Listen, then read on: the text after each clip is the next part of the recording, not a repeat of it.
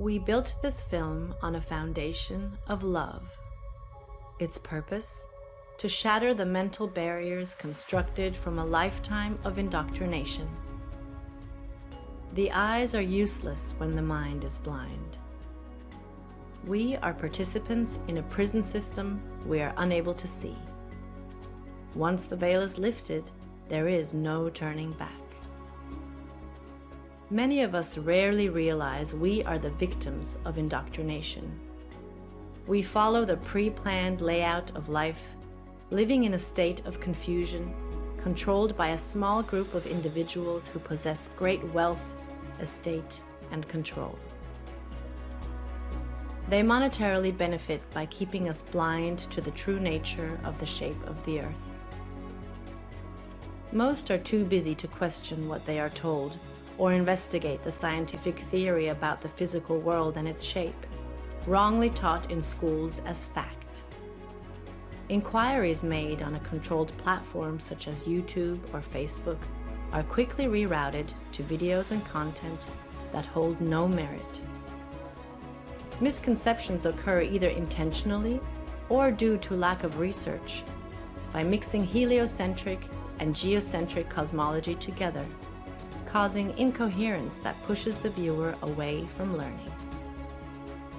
Why would a lie like this exist? What purpose does this level of deception seek to gain? The hard, solid truth is that all the known space agencies and related industries have made untold amounts of money for many, many years, providing nothing but CGI, fisheye lens curvature, and Hollywood-style productions as proof. The following evidence should speak for itself through the testimonies of these professionals, pilots, and witnesses. To find yourself, think for yourself. The most courageous act is to think for yourself. Our greatest wish is for minds opened, questions answered, and the reign of freedom through truth revealed.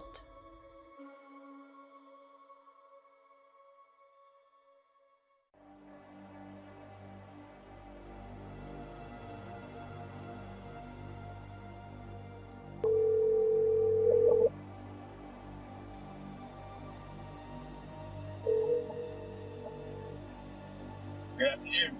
Hey John, how are you? Pretty good, sir. How's everything there? Everything's good, can't complain. It's kind of windy out. Looks like it's gonna rain. But anyhow, I've been getting hit with these, questions regarding the flat earth. Trying to get information out of me, and I'm not too familiar with the subject. Can you help me out? Yes, sir. Copy that. I'll give you a couple of relatively quick examples that you can also research and elaborate as well. Number one, I'm a pilot, and when I used to fly out of Long Island towards Nantucket, bottom line here is they're going to give you some type of formula for every 100 miles. They're going to give you some type of XYZ per kilometer squared. Keep it very, very simple. Every 100 miles would be approximately 1 mile. 1 mile is 5,280 feet. The actual number is 6666, which is of Luciferian origin, which really reveals who's behind all the conspiracy and cover-ups, for everything. But the bottom line here is a very simple formula is for every 100 miles, you have 5,280 feet, which is 1 mile in curvature. So 100 miles equals 1 mile in curvature. Now, if I'm going, let's say, hypothetically, from Long Island to Nantucket, that's about $1.50. It's about 150 miles. So it should be 1.5 miles. So let's just take a mile. So with aviation, you fly at certain altitudes, whether you're flying in a easterly, a northeasterly, to a southwesterly direction. So hypothetically, I'm flying easterly at hypothetically about 4,000 feet, which is an even number. If you add 5,000 feet of curvature, that would be around 9,480 feet, which does not exist. So the bottom line is pilots know every 100 miles that you travel, you would be dipping the nose down to compensate for 1 mile, which is 5,280 feet of curvature. So there's the proof right there that there's something very fishy with this globe Earth situation, because scientifically it doesn't matter.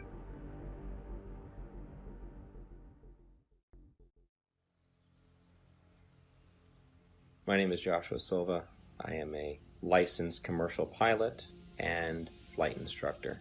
I have had a lifelong love of aviation and aerospace, and when growing up I even fancied myself an amateur astronomer. I would drag my family and friends, anybody I could, to every air show I could possibly find in Northern California. I was the only kid you knew, or anybody knew, that knew the various components on aircraft, spacecraft by heart. I absolutely loved anything to do with flying or space. But my love of aviation and aerospace never stopped. I continued studying, had an entire library full of aviation books of various military and civilian aircraft, military history, every aviation campaign and theater in almost any war. I studied religiously, and it was just out of pure passion. Later in life, many years later, I decided to become a pilot. As strange as it may sound, it hadn't occurred to me to become a pilot up to that point. I just simply loved aviation and aerospace, but I decided to become a pilot, and I began attending a prestigious flight academy in the Midwest and attending university at the same time, and to gain a degree in aeronautics and aerospace.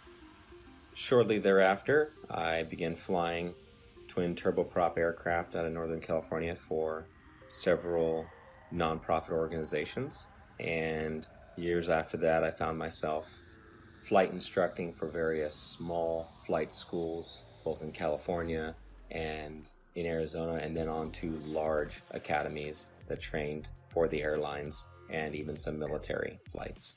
Shortly thereafter, I began flying regional business jets, and that's when the story of me finding the topic of flat Earth started.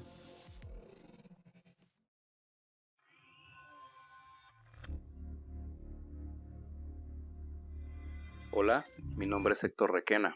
Soy terraplanista desde el 2016. Este tema lo descubrí accidentalmente, me agradó mucho y desde ahí lo empecé a investigar. Desde ahí me di cuenta de lo que está pasando en el mundo. Yo fui aviador, me gusta más la palabra aviador que piloto. Yo volé con mi papá desde niño, él era piloto de la Fuerza Aérea Mexicana. Un tema muy curioso que me pasó a mí fue el empezar a conocer cómo funciona el giroscopio. El giroscopio está diseñado para volar sobre un plano, sobre un terreno plano y una tierra que no se mueve. Todos estos temas me llevaron a seguir investigando. Estamos tratando de invitar a la gente a que no se cierre de mente a estos temas, ya que si no nos damos cuenta de lo que está pasando ahorita es por lo mismo, porque la gente está cerrada, se cierra a pensar fuera de la caja.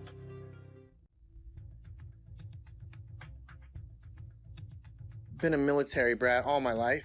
However, I've been in the industry of aviation for the last 21 years. And I became an FE somewhere around 15 or 16. When I really started looking at conspiracies, I looked into Benghazi because I happen to work on government contracts abroad, overseas. But I've been in aviation for 21 years, anything from helicopters to aerostats to big birds, little birds, fighter jets, things with engines, no engines, big blades, little blades, compressor blades, which, by the way, that one's not a hoax. Jets do not run only on compressed air. Contrary to popular belief, it takes compressed air in a blended ratio of air to fuel to drive the now heated gas and rotate the compressor blades. This has been a topic of discussion between FE and, not everything's a hoax. Coriolis effect. With that ties into, obviously with no spin, around the axis points that they say exist at 23.4 conveniently, 66 off the 90 degrees, right? Everything ties into 666 with NASA and all the BS scientists.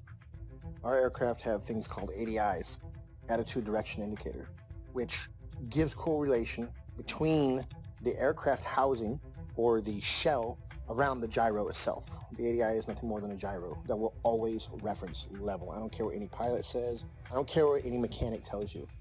You know, there's a reason that pilots have one book called a Pilot Operating Handbook, and there's every other book, right? From structures to avionics to wiring diagrams to the actual components that make up these systems. That is a standalone system. The ADI does not lie. You don't care how cold it is, how high you are, and some of these guys are pretty damn high. It doesn't matter where you're going. It doesn't matter where you've been. It doesn't matter where you are over the realm itself.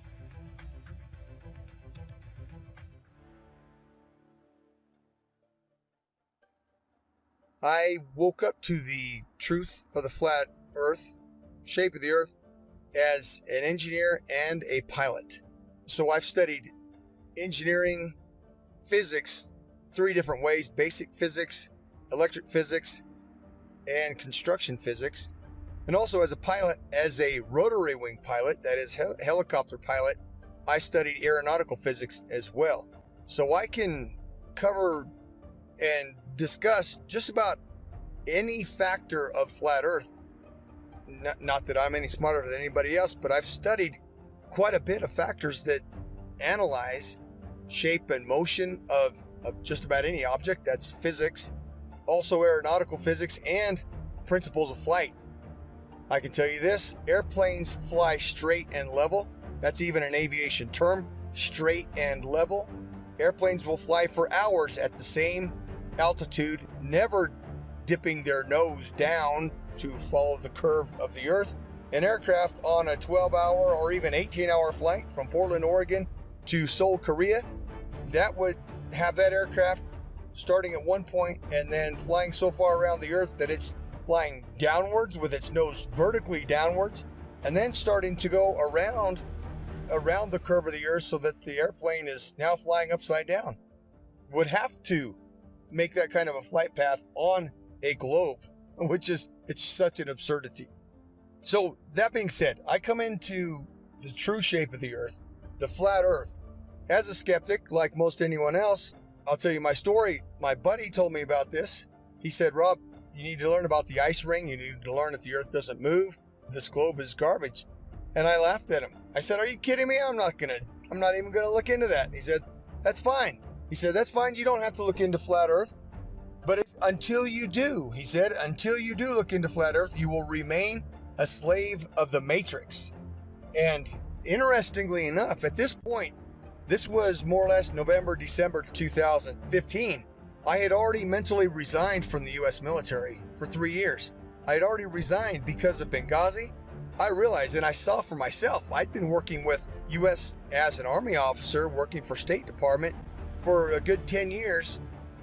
And so what I did, I turned my physics awareness, I turned my studies into analysis of the shape of the earth.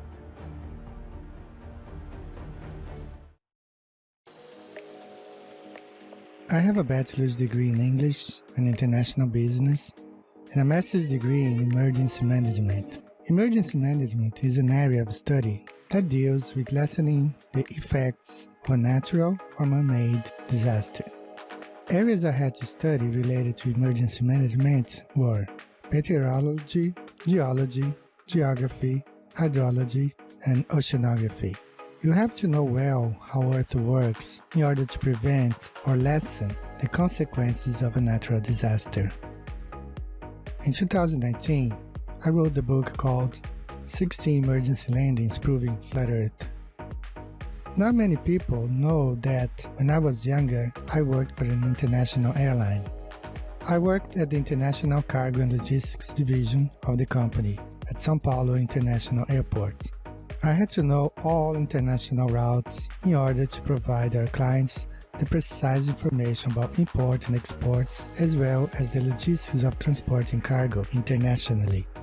Our company transported from a simple parcel package to cars and helicopters to anywhere in the world. Having access to all areas of the airport in 1988, the Brazilian soccer team was about to board their flight towards Australia to take part of the bicentennial Soccer Cup in Australia.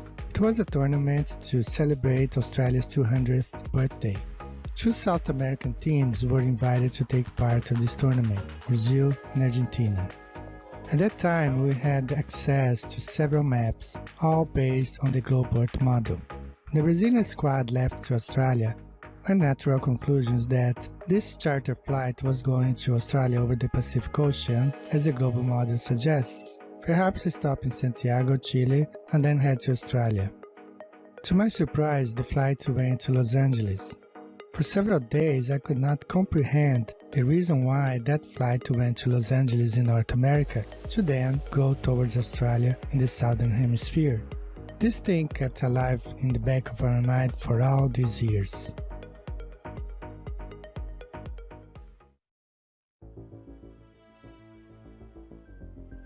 I'm a merchant marine. I've been sailing 15 years. I graduated from the Paul Hall Maritime Center out of Piney Point, Maryland. I primarily sail on container ships, tankers, drill ships, military cargo vessels, you name it, I can sail on it. I sail in the capacity of bosun. My whole title is AB Unlimited. That primarily sail deep sea and coastal, meaning up and down the coast, west coast, east coast, and deep sea is out deep sea across to other continents. What led me to the flat earth was actually my sister. We've always been into the conspiracies and the 9/11 and Sandy Hook and all that stuff. And one day she said, hey, you want to see a conspiracy, you should look into the flat earth. And I looked at her and laughed because I had seen the videos come up in the feed and they showed that disc thing in the space and I laughed at it and whatever. And she showed it to me and I laughed at her. And I went and pulled out my phone and I looked up a video. You can look it up. It's called Dragon Link FPV to Space. And what you'll see is basically an RC airplane that's been taken up about 80,000 feet, and they release it, and then the airplane comes down with power. And it has the Dragon Link system, which is capable of making control and video. Anyways, but they had a GoPro, so you see this curved globe. And you know, that said it for me. When I saw that, I was like, oh wow, look at that. So I brought that down to her, put it right in her face and said, look at that. And looking back, I remember her smile on it was like, you know, okay, she wasn't gonna argue with me. And she said, okay. Later on, I don't know, a couple days later, whenever, I seen it in there and I said, all right, I had nothing to watch. I hit it on the YouTube and I knew within 10 minutes of it. I forget which one it was. I think it was probably one of the documentaries, but it was almost like I instantly knew. And then what happened was a lot of the proofs that I had were before I was a flat earther, such as seeing contacts at 30 miles out with the naked eye on the horizon, which is impossible on the globe model. So much so, it was me, the third officer, and the lookout. We were standing our watch, and I believe we were in the Mediterranean Sea. Look, watch, and say, okay, we got a contact out there. We look, and we try and get it on the radar. We get it at 30 miles out. When the chief mate came up, we had told him, hey mate, we got a contact earlier 30 miles out. He said, bull crap, I don't believe you. And we all looked at each other and shook our heads, said, yep, they got it. He stormed off the bridge, ran down, came back up. He had the Bowdage, which is a thick green book that's everything you ever need to know about being on the ocean, sailing, navigation, everything. And he comes up and he says, the math doesn't lie. And he slams down this piece of paper and he says, our bridge height is at 100 feet versus how far? 30 miles. It should have been behind like 600 foot of curve. I remember 600 something foot. He had all the mathematical, of course I didn't know, okay, that's good. All right, he must know what he's talking about. But we're looking like, well, I don't know. We got it on the radar. Then the radar must not know what it's doing.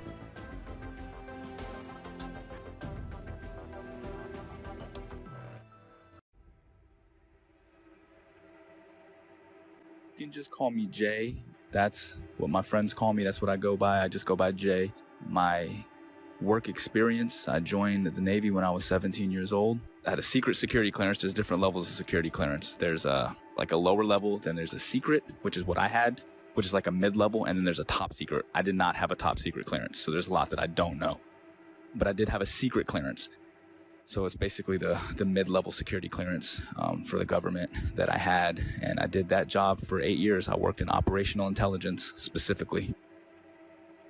The radar navigation, there's a limited scope of what we're able to see. Now, granted, this is 15 or 20 years ago. what I mean by that is, with it being 15 or 20 years ago, the technology nowadays on the new warships, I would imagine, are just off the charts advanced compared to what we had, 20 years ago in the early 2000s when I was doing deployments for the Navy. We're looking at the scope of the radar. Now, this is just going off of the actual screen that we can see. Now, there's 3 different screens. There's the basic radar screen where we have this limited scope where it only goes out like 25 miles, right? Then there's this other bigger screen, and I forgot the name of it, but it goes onto this huge projection in the Combat Information Center. Basically is where all of the information is housed. And on this huge screen, we can actually zoom out and see a significant portion of our area of responsibility. I can't say the exact number. Again, a lot of this is classified.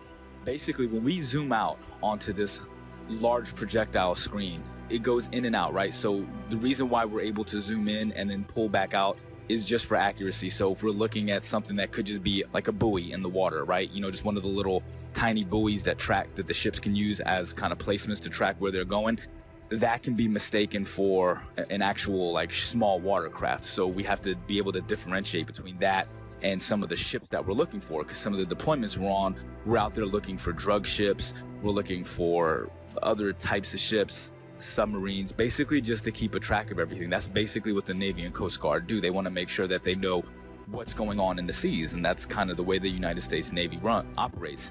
They're basically dictating what happens in international waters.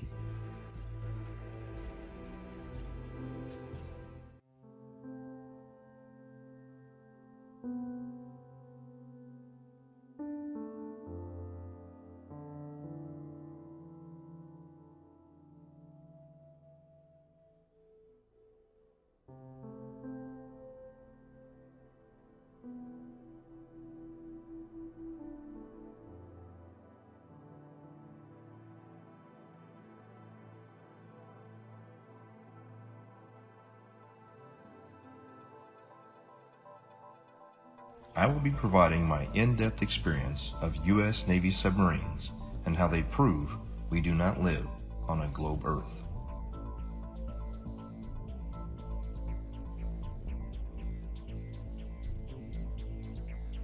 However, due to the nature of my job and the security clearance that I hold, I wish to remain anonymous.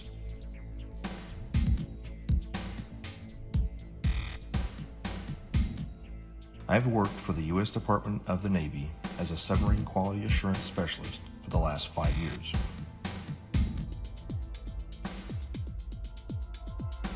My job is to ensure that each submarine is built properly, safely, and to the engineer's plan.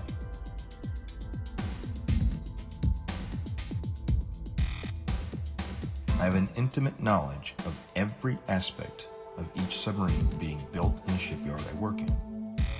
Now that you've heard a little bit of my background, let me explain how I arrived at the crazy notion that the Earth is visibly and observably flat. I have always questioned the reality around me since I was little. I never followed anything mainstream, and I was never interested in what the news had to say. As I got older, I started looking into more and more things out of my own curiosity. 9/11, school shootings. I eventually started researching the moon landing because it just never set well with me. And it didn't take long for me to completely unravel that for the hoax that it is.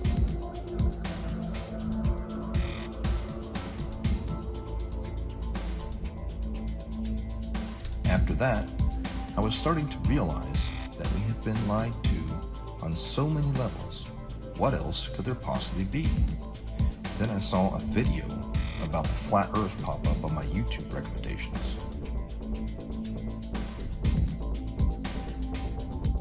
At first, even with my awakened mind, I thought this was absolutely ridiculous. I decided that I'd look into it simply to disprove it and move on. It should be easy, right?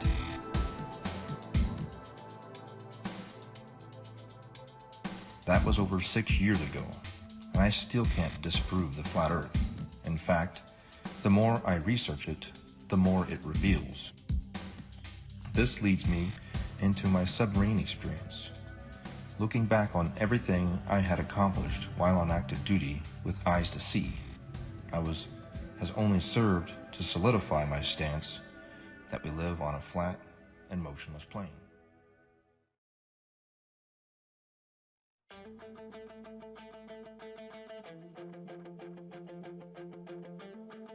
The theory of more land being hidden on Earth as one of the possible motives to hide the fact that the Earth is not a spinning water ball corkscrewing through space is something that many flat earthers have postulated over the years. And I just couldn't shake the concept from my mind where, just like Rear Admiral Richard Byrd suggested during his Antarctic expedition, Operation High Jump, that there is undiscovered land on Earth, and that possibility spawned an idea to write The Elusive Curve, a modern-day quest to discover another world. The Elusive Curve is a fictional novel created to convey a very non-fictional message, that the Earth is a flat, motionless, level plane devoid of any curvature. When Max Carter discovers irrefutable proof of the true shape of the Earth, the course of his life drastically changes, and he becomes a man obsessed, convinced that there is more land being hidden beyond Antarctica, and that he is going to reach it.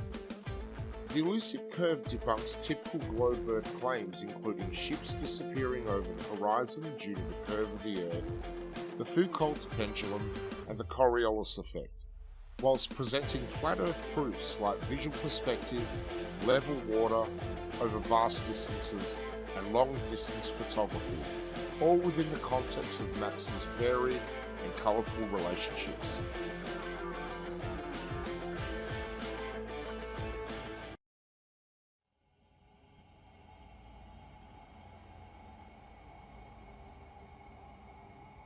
Also, there's a semi-classified naval communications device. When ships are communicating ship to ship on the ocean, U.S. Navy, semi-classified laser communication NAVCOM device, which also does data as well. So if they're communicating with ships 70 miles, 100 miles or more, like I said, every 100 miles is a mile of curvature. So it wouldn't work because lasers operate line of sight. They operate in a straight line. There's no curvature to the laser.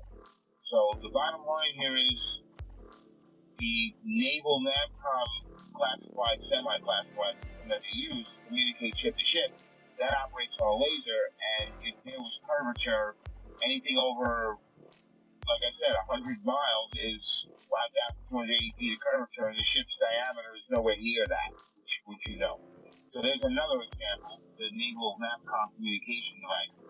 Also, there's a woman, female KLH pilot, KLH Dutch Commercial Airlines. She got fired from her job a while back for questioning this issue.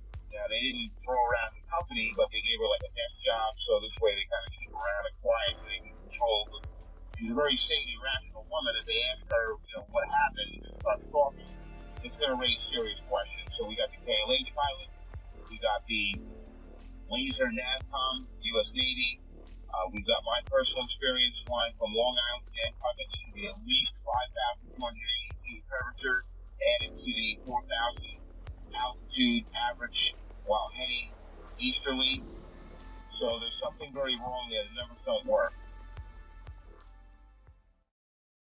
Could the Earth actually be flat? I began to see opinions and arguments that seemed logical, but I heard several arguments, which I now know were most likely disinformation, easily disprovable in the aviation world, but there were some that stuck with me. And so, myself being the way I am, I ran quickly, metaphorically, to my old textbook, and I opened my old textbooks, found them, unpacked them, cracked them all open, and even downloaded brand new copies in PDF form offline of all these books to make sure that nothing had been changed. I thought for certain that I knew exactly what compensation pilots are trained while flying to compensate for the spin or the rotation of the Earth, for instance. As far as falling around a globe, that I assumed in my mind would be an aircraft's angle of attack. But upon more study, I found that not to be true. The angle of attack being the angle between the aircraft's flight path and the relative wind, which is something that pilots are very familiar with.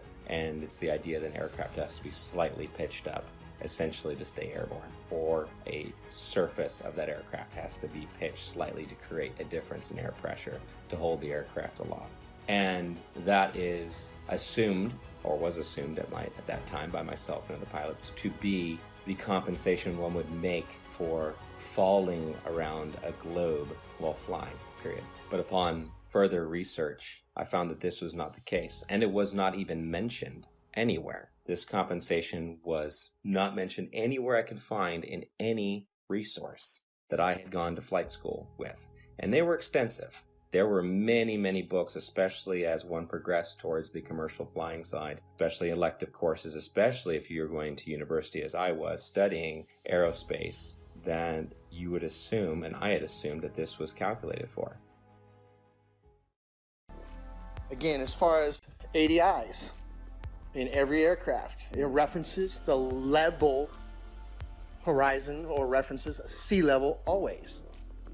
There's no way that you can convince somebody of sound mind that if you take off from New York and immediately flip upside down, now your housing or your ADI is referencing upside down to you because you're upside down. It's right side up. It cannot deviate off level. It doesn't matter how much fuel you got in your tanks. It doesn't matter if you're a helicopter or an aerostat or a fighter jet. That gauge will always reference level. It has to, because otherwise it would be a poor reference. And if you could manipulate it, why would you even have it in the airplane or your aircraft? But if you go take off 2 miles away, do a barrel roll, you're now flying upside down. At what point does that gauge show you back right side up? A half a hemisphere away? Is that what we're led to believe? Is that what we're supposed to believe? At what point does it right itself if you never flipped back over and continue flying level? You see what I'm saying? It's ridiculous. It's ludicrous to think that thing compensates for curvature in straight and level flight.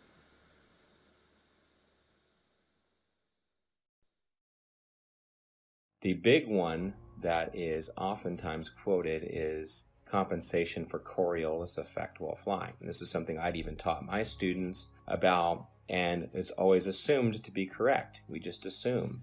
We're given the narrative from a young age, and everything is built upon that assumption, upon that theory. And so I thought I had the silver bullet. Coriolis effect. We always calculate for that. Well, as I began to look through the books and to look into the calculations given for Coriolis effect, the narrative began to fall apart even further. I began to see things I didn't notice when I was in school, such as Coriolis effect is actually never calculated for, but is assumed to be a part of wind correction angle.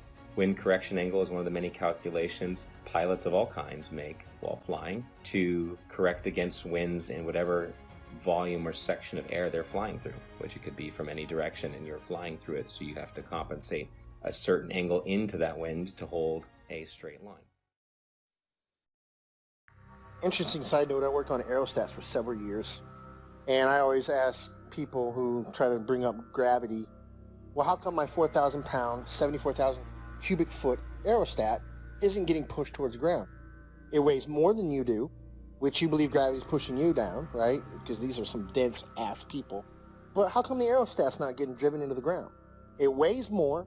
It's definitely larger than the size of a house. It's more than size of most houses. So why isn't it getting driven to the ground? Well, that's because it's displacing less weight than the atmosphere or the medium that it's in. And I try explaining that. I don't know how many times you've probably posted something on this. I don't know how many times we're going to have to post something on this. But every time that little kid lets go of that helium balloon and starts crying. Radar is simply another form of radio transmission. Radio includes anything within the range of the electromagnetic spectrum. Electromagnetic spectrum, also known as light. Radio is the transmission of light, whether it's visible light or radio waves which are not visible. When it comes to radio transmissions, there must be a transmitter and a receiver. There can be a reflector or a transmittal unit along the way. However, in the end, there's got to be at least transmitter and a receiver. And in the case of radar, radar transmits a signal and it bounces off a reflector, and then it comes back to the receiving station. Or it can go to other stations if they're set up in the network properly. Long story short, radar emits a signal, it bounces off something, and then it returns to a receiving unit, and the receiving unit maps that reflection accordingly. If there is no reflector, then there's no return signal, and then the object does not show up on the radar. For example, it's off the screen. Notice there's no curving around anything. It goes out in a straight line. Radio signals always travel in a straight line. So the transmitter sends the signal out to the target, bounces off, and it comes back in a straight line. Radar cannot travel over the curve, and hence radar is dependent on line of sight, direct beam from the transmission to the target. It reflects and it comes straight back. There is no curving around anything, thus is radar.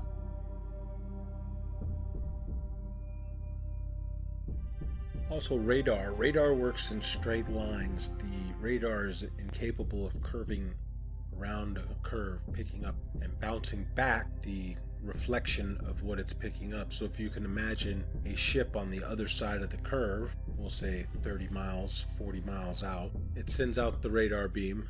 And the radar beam is supposedly curving around this ball, bouncing back, and then bouncing the reflection, curving back around to be picked up by the radar. That's not happening. It's flying out straight, and when it picks up something, it hits it back.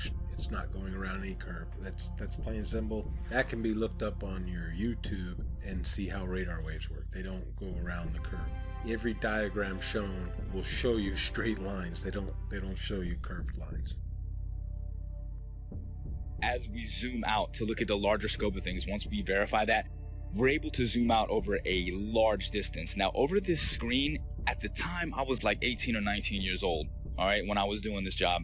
I wasn't thinking about flat earth and any of this other shit. I was still indoctrinated and under the assumption that the earth is a spinning ball. I never thought about flat earth or anything like that, but I always thought it was weird that as I'm looking at this massive radar screen, I always used to think, how come we're looking at this and I can see, like, we're off of the coast of Argentina, for instance, right? Like, how is it that I can see this far out and it's not like over the horizon or curve, because it's so far?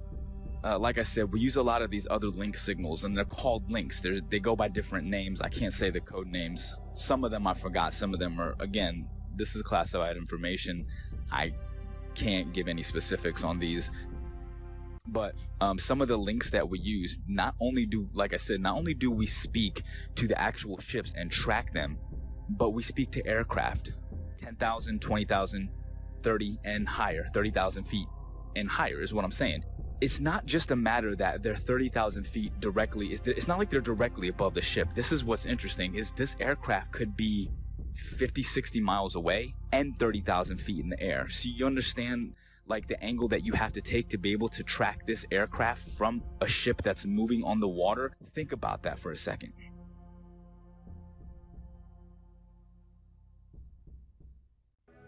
I served on board of a United States 688I fast attack nuclear submarine, and I can personally attest that we never constantly angled down during our submarine deployments. One of our longest transits went from the Gulf of Oman around the southern tip of Africa and back to Connecticut. We were underwater for almost 3 months straight. My job on board as a radioman meant that I spent a lot of time both in the radio room and in the control room. The control room is where they navigate and drive the submarine.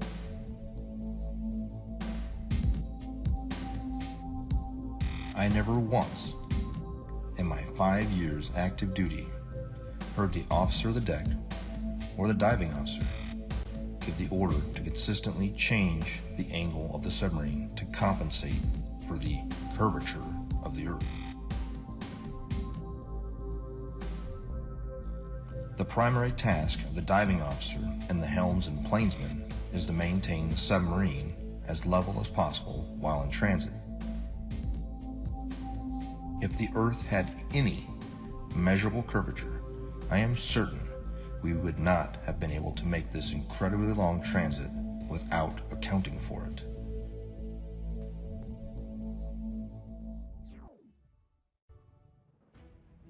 And then the big one is given after that. Well, GPS auto corrects for it. And that sent me down yet another path. GPS auto corrects for it. If it's a satellite-based system, how is it correcting for spin if it's also spinning over the same body? And why are there large gaps in GPS coverage over large oceanic bodies? Do they just turn them off? It's just not worthwhile? There have been enough aviation accidents at sea, very far from shore, that would say otherwise. And if you gave the American taxpayers, the ones funding these satellites that are supposed to track aircraft, the information that, well, we're just shutting them off because it's not worthwhile, those 3 or 4 jets full of hundreds of passengers just have to use other navigation methods such as dead reckoning, which is basically using a stopwatch and guessing to the next checkpoint, essentially. If you were to tell them that, they would be infuriated. So that could not be the case. Coverage was a problem. Even over large and non-densely populated areas, you would lose GPS coverage, even in jets at times. So this began to unravel the thread of satellites and satellite timing, and the fact that many reels of footage show these satellites being launched by balloon rather than by rockets. How the concept of these rockets doesn't even work to make it past the atmosphere, much less leave something in perfect geosynchronous orbit. I actually had the privilege of working a short time at a satellite manufacturing company in Northern California. Got to see the assembly and participate in the assembly of satellites, space-based satellites, or so they are said. There would be small bottles encased in these structures that were encased by another structure. The small bottles were the fuel cells. These fuel cells were incredibly small, smaller than a diver's tank in most cases, much smaller. And this was supposed to be all the fuel that the craft needed to run and operate, as most are not actually electric, they're becoming electric now, and sustain itself in a perfect orbit by just small bursts from its engine or its propulsion system. But truth be told, I've been to many countries, done many things, all things aviation. I can say with absolute certainty, and I can attest, the plane does not dip nose down to follow the curvature of the Earth, ever. Matter of fact, most planes have an airfoil that are 3 degrees nose up in straight and level flight. And the reason that is simple. If the nose of the aircraft was at 0 degrees or level flying through the air, then it would porpoise, right? It would be quite violent because some of the air would go over the nose and some of the air would go under the nose. And it would cause that nose to go up and down, which is literally like a porpoise or a dolphin out of water. And that's exactly what would happen. So the wings are designed, when they are level, the nose is 3 degrees nose up. The fact, proven from multiple points, that there is no Coriolis to the motion of the Earth. And I'm speaking from a pilot's perspective, also an engineer's perspective, because I obtained a degree as an engineer before I went to flight school. So I'm both a pilot and engineer at once.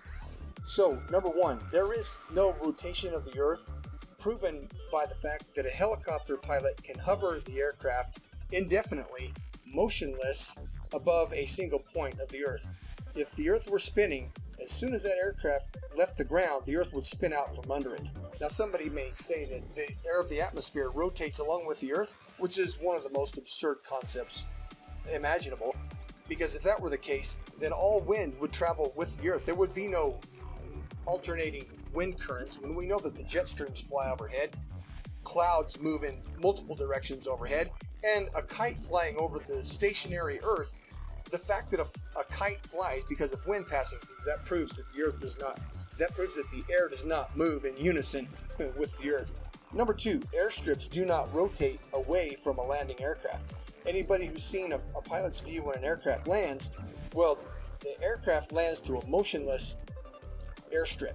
If the Earth were rotating, the pilot would have to turn to the angle at which the airstrip is rotating away and land at the speed of the airstrip, which is absurd, simply absurd.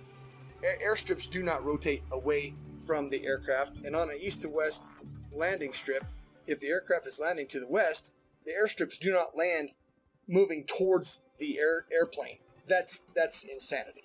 Okay, simply stated. If the Earth was a spinning ball, it is virtually impossible for a ship to be moving at 25 to 30 knots on this curved spinning ball while tracking an aircraft that's probably going 300 miles per hour, 50 to 100 miles away. Really, I mean, these like P-3 aircrafts were pretty far and 20,000 feet in the air. It's just virtually impossible. It doesn't make sense. Again, at the time, I wasn't thinking like this, but looking back on the information that I had, I'm like, yeah, there's no way. There's no way that was done on a curved Earth. Literally, the only way that could work is if we are on a flat, stationary plane. We're cruising along. The boat is cruising along in the water. Like, think about it in terms of like a large, like, you know, like those backyard swimming pools. Picture the swimming pool filled up, right? And then your ship, you put a little boat on the swimming pool, and then, you know, you put like a little fake aircraft in the air. Now, from that ship, you're able to see the aircraft. It doesn't matter where you are in that pool, you can track that aircraft. If you're on a spinning ball curve, how the hell can you track an aircraft that could be in a position that's 100 to 200 miles away from you, 30,000 feet in the air from a different angle that's around a curve? It's impossible. There's no way that you could, there's no radio frequency that could track that. I'd like to point out that I see now that I didn't see before is that you have a magnetic compass and you have a gyro on any ship. And I'm not talking about your little crabberman show fishing boat, what are the deadliest cat? I'm talking about a real deep sea going, unlimited tonnage boat's going to have a gyro. And it is a big, huge box that sits usually behind the bridge or in the chart room. It's a big box and it's basically the gyro compass.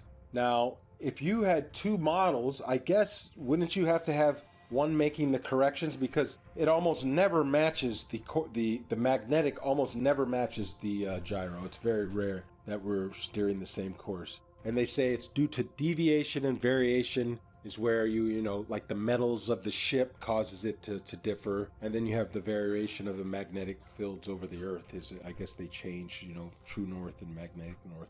But the way I look at it is, man, they got two different machines. One is a machine and one is from God. The way to get around the earth. God's not a dummy. He put the way to get around the earth with the compasses. If back in the day they had motorized vessels that can get them around, they would probably have got around a lot better. But they were at the mercy of the wind. People say, oh, they didn't know their way, or, you know, they were using the stars and stuff, and they, you know. So I just believe that the two compasses, the gyro compass that's electronic, and then our regular compass is because they are switching the ways, you know, the maps. There's two different ways to get around the earth. You're tricking us. Here is another flat earth proof that I never noticed while I was on active duty, thanks to years of indoctrination. Periscope observations. When the submarine is at periscope depth and the observer is looking for ships on the horizon, they will start to see masts at about 8 to 9 miles, depending on atmospheric occlusion and sea state.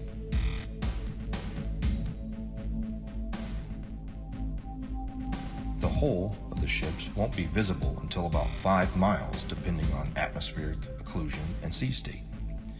At 9 miles away, the target should be 26 feet behind the curve, but this isn't what's observed.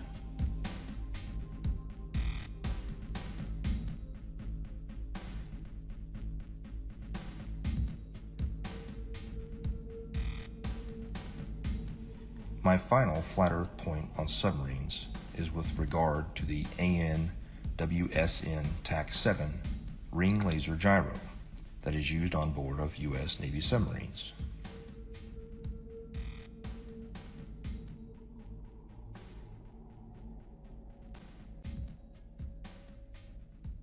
A typical gyroscope, like the ones used on board of an aircraft, is a device used for measuring or maintaining orientation and angular velocity.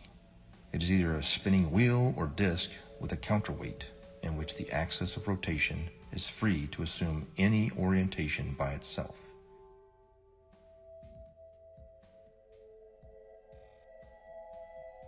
When rotating, the orientation of this axis is unaffected by tilting or rotation of the mounting, according to the conservation of angular momentum. However, A ring laser gyro doesn't have any established weight. They use light as a point of reference. It spins up a disc that shoots out lasers, and it has a digital encoder that deciphers where the laser strikes inside of the gimbal system. No make-believe gravity required. Let's just say we're like 30 miles away. These missiles can shoot much further than that. I can't give you the exact number, but say we're 30 miles away, okay? 30 miles is far. So from our ship, we can track on our little, we have like a missile projectile. It's like a radar, but it's a little bit different. It's specifically designed to track the missiles. You actually input the coordinates, latitude and longitude of where you want the missile to strike. Really, really high precision accuracy. Really accurate. We hit that launch and the missile, and it will hit that target 30 miles away, even longer than that. Now, here's the thing. Again, that's not possible on a curved Earth. These missiles are huge, 50 caliber projectiles that are carrying massive amounts of explosives in them, okay? Each one of these missiles are probably worth hundreds of thousands of dollars. So whenever you're lining up these missiles to shoot at targets that are 30 plus miles away, if the Earth is spinning, again, now think about this. We're not sitting like on land holding a gun, all right? So picture this. We're on a ship, like actually in the middle of the water, okay?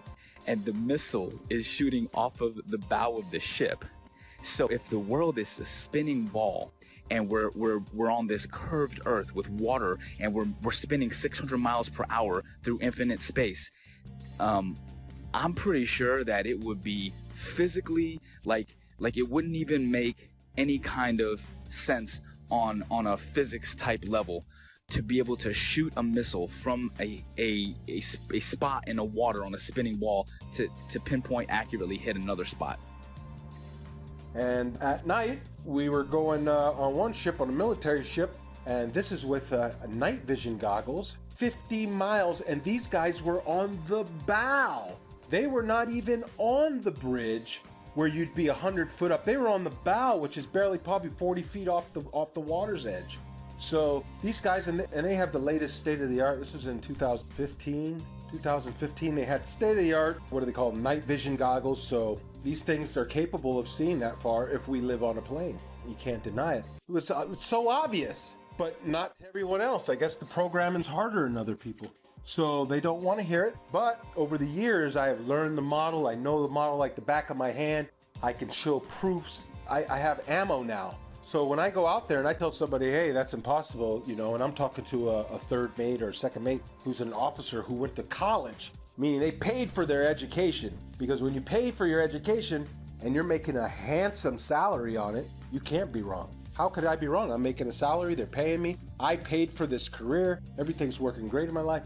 You are obviously wrong. All the math works. So with that, it's hard. But when you stump them and you start showing them stuff, it's hard for them to say. And then they start saying stuff like, oh, well, what does it matter anyways? I don't care. And there is the 8 inches per mile squared. But you guys can't look at it three-dimensionally. It is two-dimensional. It is the amount of deviation that's required for you to come back inward. If you are walking east from north, meaning you are going around north equidistantly, and you walked in a straight line east 1 mile, you're going to have to deviate 8 inches back to the left to get back on the equator, right? Look at it on the flat Earth map, and clearly it makes sense. If you walked 1 mile in a straight line east, you have to deviate 8 inches after each mile to stay on the equator. The 8 inches per mile squared is a real measurement, if in fact we consider the equator to be a real place, a real location, ever, always.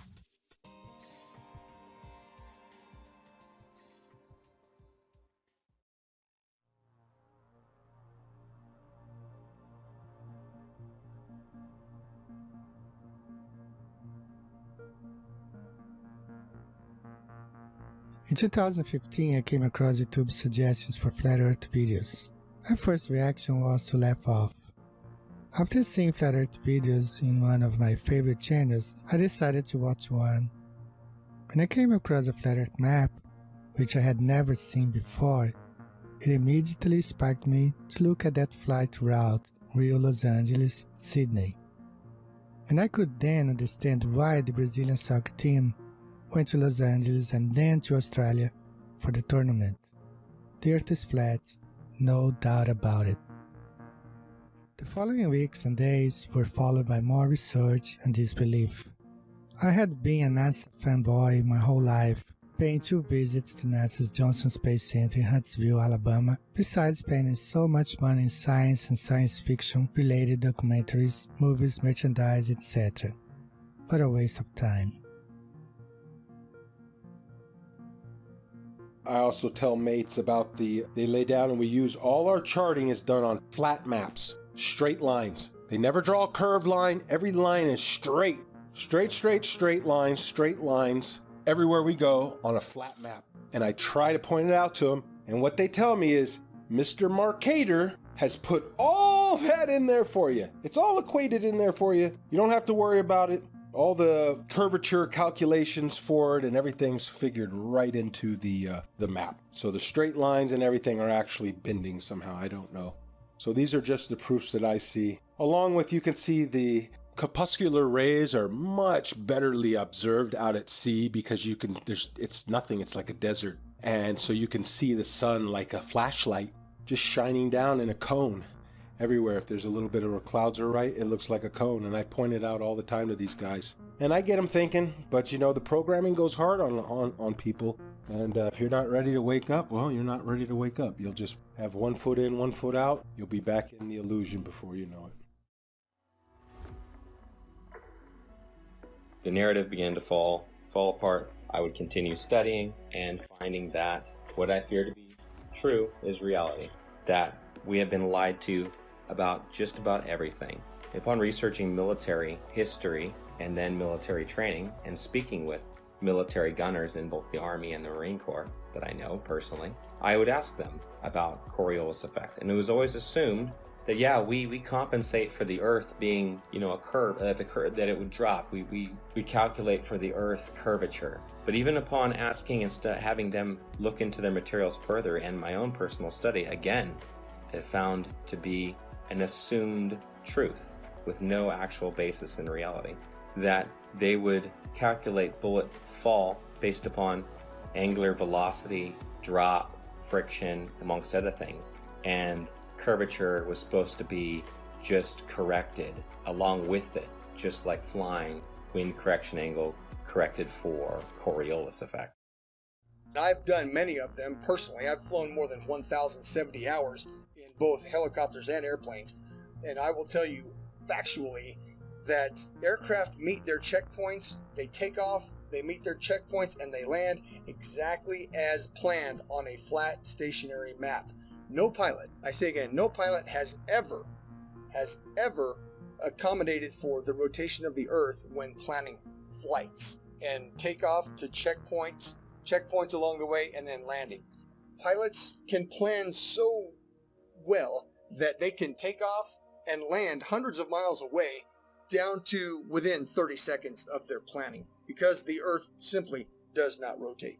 A waypoint would be like this. Like, let's say we're out in the middle of the water and we want to hit a target that's like directly to our west, 15 miles away. But that target is able to track our missile coming at them. We don't want that target to know where the missile's coming from, so we can put in waypoint. And a waypoint would be like putting a point out like 20 miles east, and then another point like 15 miles north, and then another point like 10 miles south of that, and then put in our target. You see what I'm saying? So the missile doesn't go directly from the ship to the target. The missile will actually fly to the latitude and longitude of the waypoints that are put in, and then it will curve from there, and it will hit all the waypoints and then attack the target. How is that possible on a spinning Earth? If the Earth is moving at 600 something miles per hour, or whatever they say it is, there's no way that missile could stay. There's no way that missile would be able to keep track. Do you understand what I'm saying? At least that's how I'm looking at it. It may be a little bit harder to visualize if you actually weren't seeing it the way that I would see it, or there, or understanding and putting in the coordinates, or seeing how this actually worked out. But I'm telling you, like, from my perspective, that is one of the things that makes it virtually impossible to accept the globe as this. Well, it's a fake lie. It's a theory. It's garbage, is what it is.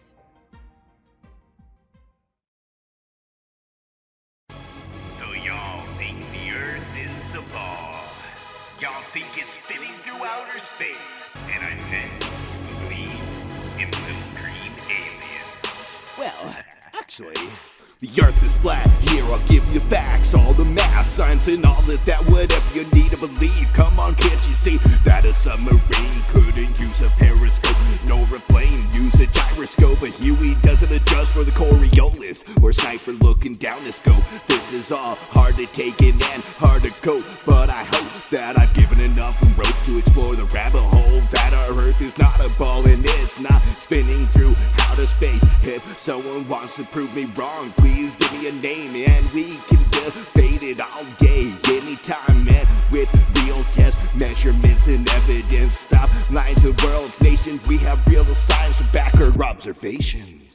Don't believe in the indoctrination of the people, cause they don't want you to believe that the earth is level. Don't believe in the indoctrination of the people, cause they don't want you to believe that the earth is level. Dig deeper, be a rebel, then dig deeper than a shovel. Keep your mind level, it's lighten the curve and lighten the herd. Give the truth what it deserves, tell about what we actually observe. Like a boat going out of sight, if you get your zoom and focus right, it'll come back into light. Just use a laser beam and you will see that water never bends but always finds a flat resting position. 71% water can't make up a ball or a pair, so let me make this clear and get it into your ear. You're in great fear of stepping out of the box. They're keeping food stamps in our socks. They are the slyest of the fox, in a controlled illusion of evolution. That's nothing made everything, and no proof of creation in this pseudoscience indoctrination. No meaningful salvation, but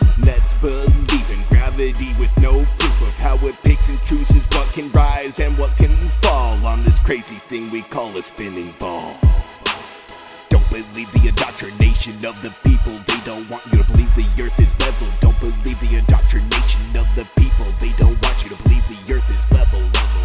Let me give you something else to measure. Don't worry, it's my pleasure. If you want to vacuum or pressure, you must have a container, and that's a no-brainer. But since we believe the universe is on a roller coaster ride, even when Polaris is in the same place every night and has been for thousands of years, has the heavens work like gears, telling us time and the years like a big machine. The heliocentric model is just a drink backed by money and based on influence theories, never providing hard evidence except for CGI and camera trickery of my natural senses in our school systems. But flat earth brings meaning to our existence like a period at the end of a sentence.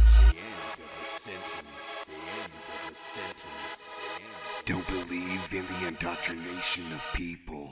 They don't want you to believe that the earth is level.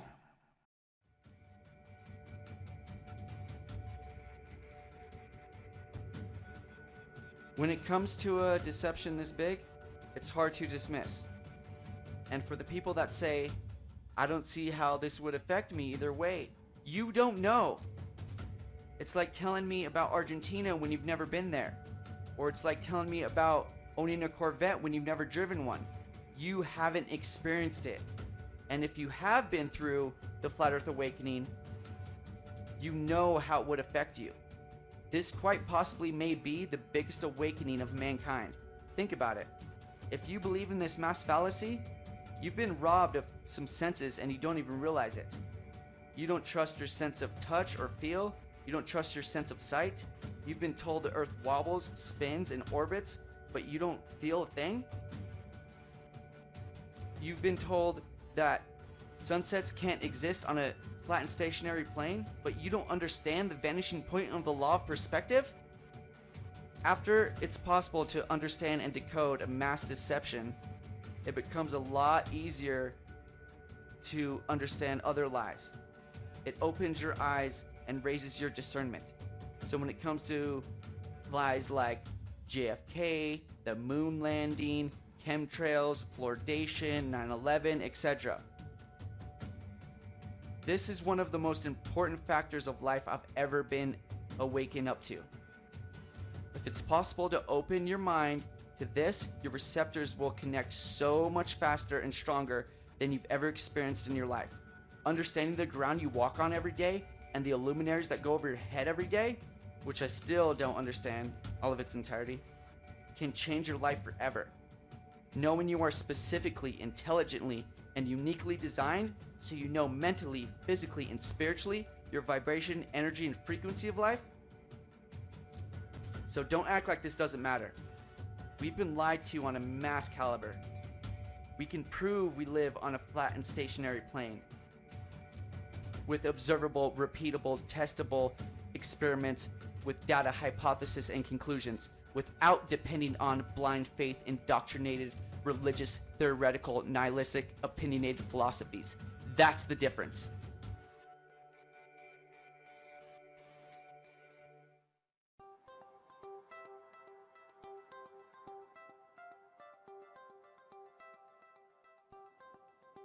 Is it possible that almost everything that we were taught from the time of our innocent adolescent time as children to the completion of our chosen path of studies in college was not only incorrect, but was part of an educational doctrine of spiritual disconnectedness from what truth is and what our reality in the world that we occupy today? What if I told you that this is but a small capsule in a puzzle that was well planned and engineered by a world control system to propagate a catalog of theoretical studies and sciences that in some cases have never been proven to this very day, nor will it ever be proven, ascertained as fact. Humanity appears to have been hoodwinked into a dumber state of who we are, where did we come from, and are we unique in God's creation concerning a geocentric world, or are we in a heliocentric world based on theoretical studies by a Jesuit astronomer named Nicholas Copernicus? He suggested this in 1543. His works were not released until after he died because he himself didn't believe in the spin ball theory either that is taught still today at the highest levels of education. On my book, which is the variously planned agenda that has gone on for 474 years, seems to be threatened to become full disclosure of the biggest lie in the history of mankind that is kept by the world's oldest secret society called the Freemasons. The very uniqueness of humankind was spelled out correctly by our Creator that the earth was the center of the universe, and that He created the sun and the moon as well as the stars and the constellations that revolve around the earth, with Polaris being the north magnetic pole fixed star. How could space possibly exist when you and I have never been in our entire lives seen a real photo of what our own world looks like?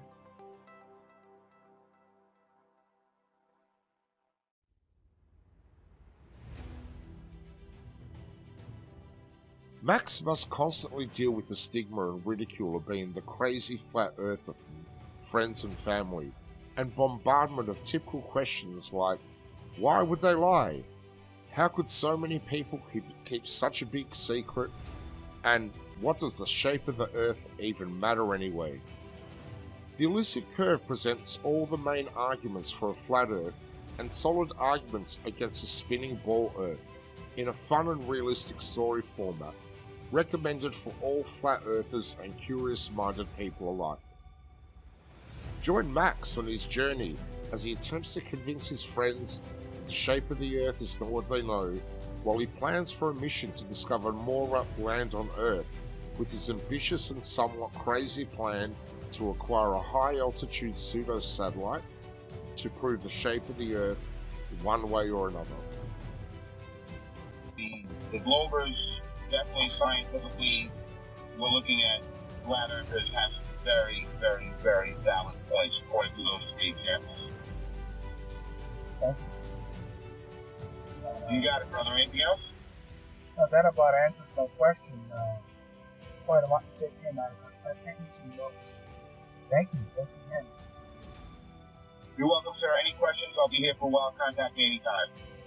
All right. God bless. All the best. God bless.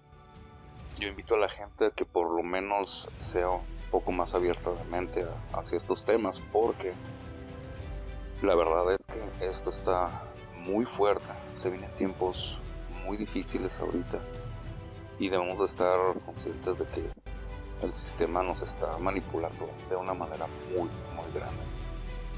Entonces, pues, vamos a ver qué pasa.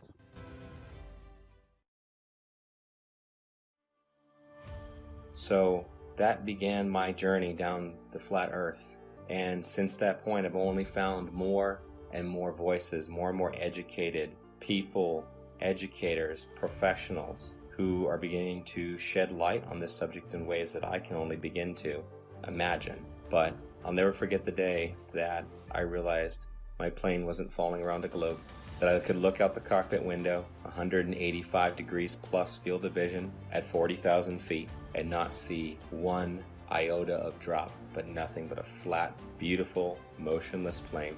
The assumed calculations that we made that were compensating for Earth rotation were just a part of a calculation based upon wind speed and the angle we had to hold in order to fly against that wind and go in a straight line to our destination. It's one of the most freeing truths I've ever experienced, because in some small way, the idea that these other conspiracy theories and things we've been lied to about are true. But this biggest one is the biggest truth of all. We've been lied to about everything. It means we can start over. We can start again. At this time, at this point in our history, we are uniquely positioned to make that change. And if I can make one statement to the people out there, it's simply this. That's it. That it's level. You cannot fall off the edge of an in-ground pool. It is level. Where you put your feet in the water in France, it's the same height that you're going to put your feet in New Jersey and Brazil. Do some research. This is not the only thing out there that needs to be researched, unlearned and relearned. The Department of Education, founded by Rockefeller in 1908, did a good job of proving that the mode of ignorance that he calls his education board, you are the proof it's working. The mode of ignorance widens every day. It gets bigger and bigger every day because people keep believing what they spit out. Unlearn. Thinking outside the box. The box is the cap that you got at graduation. So understand that for the first 18 years of your life, you didn't learn the truth about anything. You were simply told, and you got a reward for repeating it. Now it's time to think for yourself. It's time to do research and do your own testing. Be your own white coat. Knowing the earth is flat has placed me in sync with our Creator, His creation, our hidden past, and with the future we hope to build. A future where we should not have an organization called United Nations governing the world. And there is no globe, there should be no globalization. This is my message to all of you. Peace.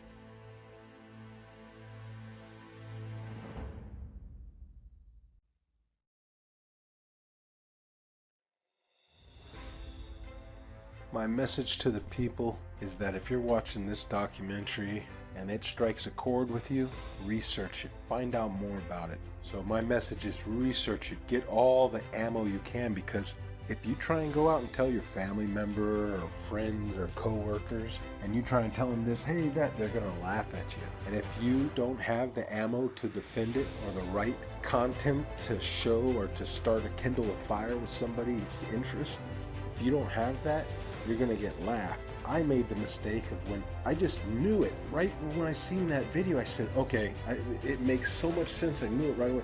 I went and tried to tell everybody before I knew. I just blurted out little proofs. Airplanes don't dip their nose, the water lies, and they'd hit me with some of that science stuff, that pseudoscience, and I couldn't defend it, and I would look like a fool. And then when I had the knowledge, it's harder to defend it because they've already don't take me serious. But now I've gained such a knowledge on it and such what you would call ammo that I can defend it in a way that you're going to get one of these reactions. Well, what does it matter if it's round or flat? My life doesn't change, doesn't matter, either way. That's how you know that you're striking a chord. Their ego doesn't have anywhere else to go. So from there you can work on them. But like I said, learn the model, learn to defend the flat earth model before you tell your coworkers, loved ones, or anybody, that matter that you don't know, because people you think that you know well are going to look at you like you're crazy.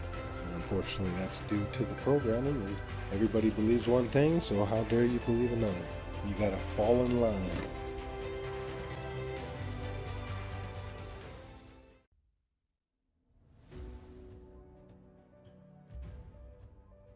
So if you're able to actually open up your mind, look at things objectively, allow yourself to break free from the indoctrination bullshit that you were taught, you'll feel more free. You'll see the world differently. You'll love more deeply and compassionately. You'll appreciate life more. That's how I lived my life. A couple years ago, honestly, I can tell you this. I just hope and pray with all my heart that, as the years go on, this is probably not something I'll see in my lifetime.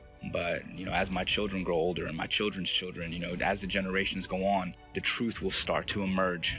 And it is starting. I mean, it's incredible, that so many people are starting to really awaken. But, 10, 20, 50, 100 years from now, hopefully we can break free of the chains of indoctrination and really see the world for what it is and actually appreciate it and love the world and love each other. And I think if we all understood that there is a creator, people would be less inclined to be so abusive toward each other and the earth. So that's my big message for the people. Just think for yourself. At the end of the day, just be a good person. Don't be so quick to just believe something and stand by that belief just because it was taught to you at a young age. Question it. Make sure it makes sense. In closing, I'd just like to say that these are my own personal experiences. I never ask anyone to simply just believe everything I'm saying. In fact, please don't. That's how we've gotten into this whole mess to begin with, by blindly following others who say they've already done the research for you. You allow deceptions to occur. Please do your own research and test all things.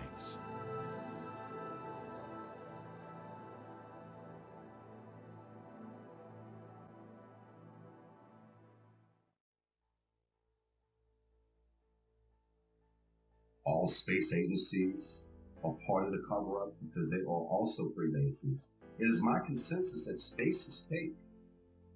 And NASA was set up this deception and even admit that images of Earth are composites and computer-generated images. Since 1958, NASA has literally force-fed us to and continue their trickery, sorcery, wizardry, and being only God of oneself, yet cannot get high enough altitude to provide humanity with one single photo of what the very shape of our world is. I believe strongly in the very senses that God gave all of us. And instinctively, our senses are 99% correct. And my book will help those awakening sheep remove the dark shades from this massive deception. And for those who are unwilling or unable to think past their noses, then those sheep will remain asleep. My book is part of the Great Awakening from pseudoscience that has put man living in a Newtonian world of Einstein physics, ruled by Frankenstein logic. Game is over. Consciousness shift of stupidity because of poisonous indoctrination to separate your soul and reality from truth and knowledge. But hold tight, folks. A real awakening is happening all over the world.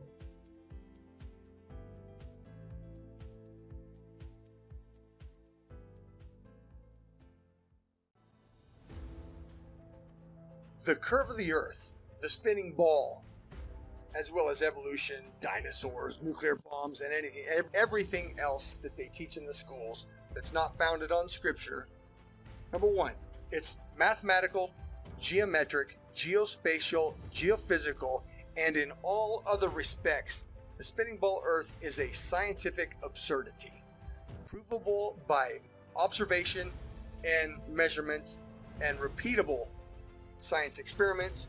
The spinning ball Earth does not exist. There is no curve to the Earth.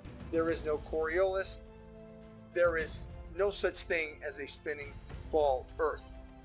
And at the end, the Bible, which was a textbook, and I say again, a scientific textbook written long before any of the universities that we have today, the Bible says the Earth is flat and stationary. So therefore, we can dispense with all of our science school learning that doesn't agree with the Holy Scripture. The Holy Scripture tells us that the Earth is flat and stationary. All of our measurements, and indeed our personal senses, tell us that the Earth is not moving. There is no curve to the Earth.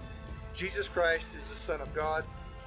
The Holy Scripture tells us the nature of the Earth. The Earth is flat and stationary. Pride, ego, and reputation are three characteristics I see in every spinning ball believer. Let your pride down, knowing you've been heavily deceived your entire life. Let your ego be washed away, knowing it's possible you've been manipulated on such a scale as this. And stop caring what people think about you. I'm not saying be as external and abrasive as some of us. Just realize that yes, we are human and we can be programmed to think certain ways, but also know we can be unplugged and become critical thinkers, observers, and researchers without being told what and how to think. From an education system that runs kindergarten curriculum all the way up to Harvard, that was bought over by the Rockefellers a long time ago. This is our time, not theirs. It's time to stand up and start acting instead of relaxing and being told how and what to think. From mainstream outlets that are owned by the Bilderberg Foundation, the Triangular Commissions, and the Council of Foreign Relations. Think for yourself and stop falling victim of popular public opinion that are owned by these anti-God secret societies. In my in particular gifted opinion, the most precious gift God gave us is free will, but it's up to us to choose what's right and what's wrong, what's light and what's dark, what's positive and what's negative, what's yin and yang, what's in motion and stationary, what's flat and what's round, what's good and what's bad. We can't tell you what to do. I can lead you to knowledge, but I can't make you think. It's your choice to take the blue pill and go back to sleep, or to take the red pill and stay awake the rest of your life, knowing you are chosen. Because many are called, but few are chosen. And I promise you, once you go flat, you do not go back.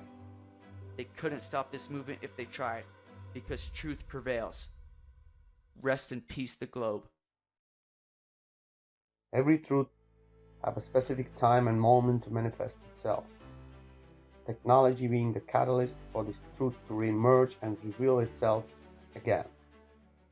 And proof that it's not a myth, vanity, or a misunderstanding of our ancestors and all ancient cosmologies. The geography of Earth that is flat and also disguised in words like plains, the Great Plains, the lowlands of Europe, the flatlands, the savannas of Africa, the Amazon basin, the salt flats, the mud flats, the depressions, the Arctic tundras, the tablelands of Australia, the steppe of Russia, the grasslands of Argentina, the ice sheets of Antarctica, the wetlands of Florida, and the levels of England. Over these vast plains flows rivers and canals like the Nile, Amazon, Mississippi, and countless more, for thousands of miles flowing level in every direction. The oceans and seas that occupy 70% of Earth is flat and level water, but science have no way to prove that it curves or sticks to a spinning ball by a magic force called gravity. The majority of the seabeds of the seas and oceans are abyssal plains. As we say, as above, so below. The longest line of sight of observing Hudson Bay at 1800 miles and my own Himalayan ranges observation on 2 occasions of plus 2000 miles is just impossible on a globe Earth. No physicist can debunk the testimony presented here by the first category witnesses.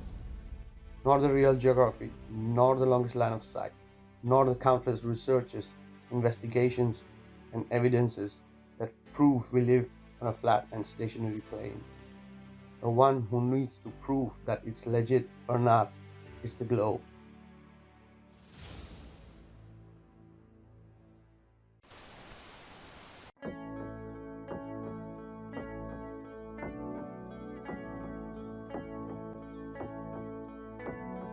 Wonderful, magical, celestial light, fantastical, mystical, wonderful sight. Belgian Swiss physicist Auguste Piccard, 1931, first to reach for the stars, was the first to explore the air view stratospherius, a scientist curious to see what was there. An aluminium black ball gondola, helium balloon, hydrogen with photos and instruments, sailed towards the moon, rose in just half an hour, 52,000 feet, 10 miles of depth air pressure, left for dead, trapped in heat and cold, but disproving gravity.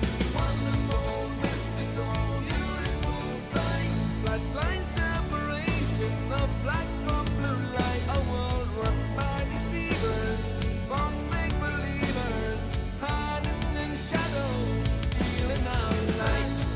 Mystical, fluorescent light, wonderful, magical, awesome, yes, stealing our light. Wonderful, let there be light, supernatural, eternal, luminous. Up we go, higher than rainbows, higher than mountains, above cumulonimbus, higher than air. High level horizon, 360 around us, not right round behind us, any height that you dare. The sun and the moon both revolve above around us, to forever short time pass intelligently there. You'll never beat us, you'll never defeat us, no more you deceive us, we see through you like air. Kipper and Picard were the first ever known to reach up there. Divine, luminescent light, mystical, wonderful, celestial light. So what was their eternal testimony? What did they report back to humanity? Said it seemed like a flat disk far as eyes can see, with an upturned edge fading into infinity. A mystical, ethereal, celestial sight, a divine creation, a clockwork of light, designed hid by deceivers and false make-believers, still cowering in the shadows, still fearing our light. Here we go, higher than Everest, higher than airplanes, above zero cumulus, higher than air. A level horizon, 360 around us, no motion beneath us, no spinning, no stars on the firmament, turning all around us, to forever short time past geometrically there. You'll never beat us, you'll never defeat us, forever beneath us, we see through you like air. Mystics on a luminous light, fantastical, magical, bright, we see through you like air. Magical angels of light, beautiful, wonderful, celestial light. The first to see truth when they reach for the stars, explorers and physicists, Kipper and Picard.